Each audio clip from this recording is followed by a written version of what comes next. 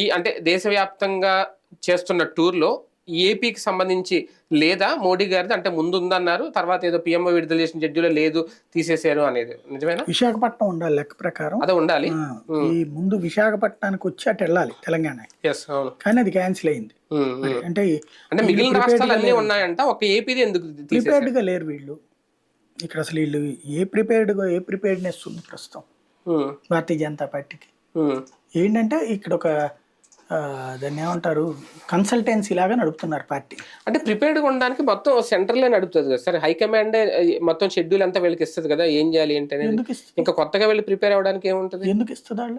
ఇప్పుడు మిగిలిన రాష్ట్రాలు ఎలా ప్రిపేర్ అవుతున్నాయి, ఎలా రెడీ అవుతున్నాయి, ఆంధ్రప్రదేశ్ కూడా అంతే కదా. ఇక్కడ సెపరేట్ పార్లమెంట్ ఎన్నికలు ఇంకో డేట్లు ఏం జరగవు కదా.